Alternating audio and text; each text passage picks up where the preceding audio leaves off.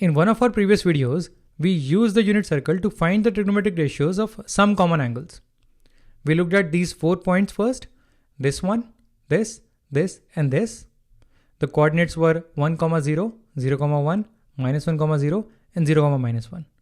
We used the coordinates to figure out the cos and sine of 0, pi by 2, pi, and 3 pi by 2. We also figured out 3 more angles.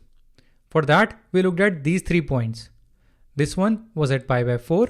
The coordinates are 1 by root 2, 1 by root 2.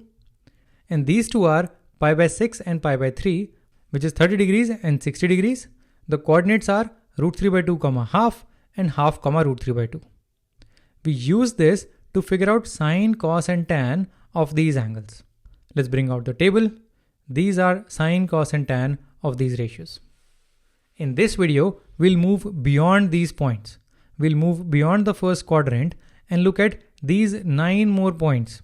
They're symmetrically placed across the circle, and we'll figure out these angles first and then their values for sine and cos. So we'll figure out sine, cos for all these points. Let's get started. Let's start with pi by 4. Coordinates of this point will give us cos pi by 4 and sine pi by 4. This is something that we have figured out in a previous video.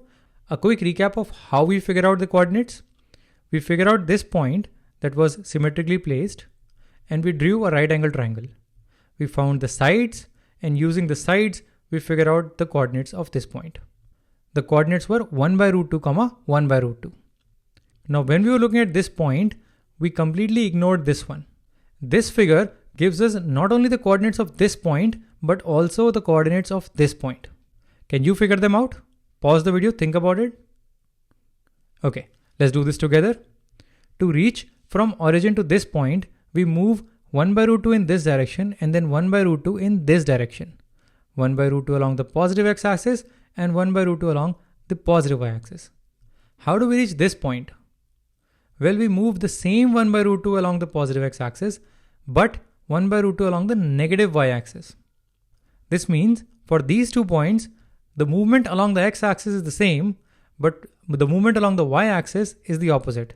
We move up to reach this point and down to reach this point. So we can use symmetry to figure out the coordinates of this point.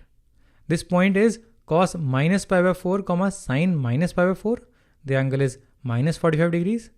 And the coordinates are 1 by root 2, minus 1 by root 2. X coordinate positive, but y coordinate negative. And using symmetry, we can figure out 2 more points, one here and one here. Pause the video, figure these points out.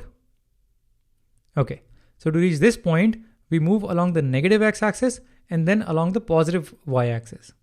To reach this point, we move along the negative x-axis and negative y-axis. So what are the coordinates? So the lengths are 1 by root 2 and 1 by root 2. This point will give us cos 3 pi by 4 and sine 3 pi by 4.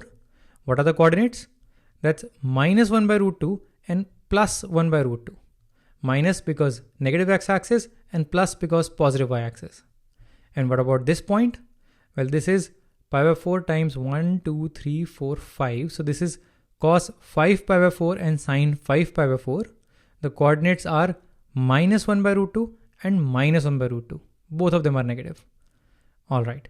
So this gives us the coordinates of these 4 points. We already figured this out, but now using symmetry, we can figure the remaining 3 out as well. And you can also check for signs using the quadrants. This quadrant will have sine positive. This quadrant will have cos positive. This quadrant will have both of them positive, and this quadrant will have both of them negative. All right. Let's look at other triangles. Let's look at pi by 6, 30 degrees.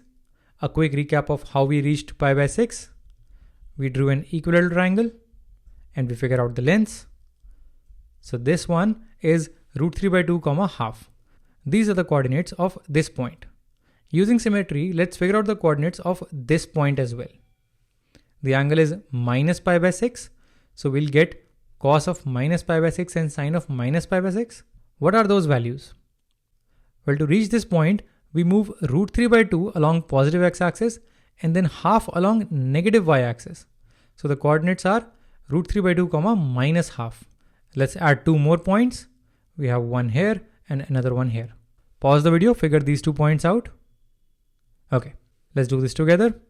This length is root 3 by 2 and these lengths are half and half. So what are these points? This point is pi by 6 less than pi. So pi minus pi by 6, that's 5 pi by 6. That's the angle that this point is making. So this point gives us cos 5 pi by 6 and sin 5 pi by 6. What about this point?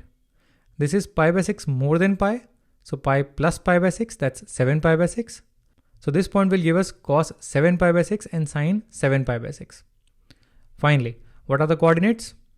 Well, they're going to be minus root 3 by 2 half. And this one is going to be minus root 3 by 2 minus half. Now let's look at pi by 3, which is 60 degrees. This is where 60 degrees is. This point is half comma root 3 by 2. So cos pi by 3 is half and sin pi by 3 is root 3 by 2. Now to get the 3 points corresponding to pi by 3, we can perform the same thing that we did for pi by 4 and pi by 6. Now let's bring everything together. We knew these 3 points. We knew the coordinates for these 3 points, but now we know these 9 more points. These are the angles for these points. And these are the ratios or the coordinates for these points. We used this triangle to get to this one, this triangle to get to this one, and this triangle to get to this one. And we use the triangles above to get to the triangles that are below the x-axis. Using this, we can figure out the ratios of most of the angles that we need.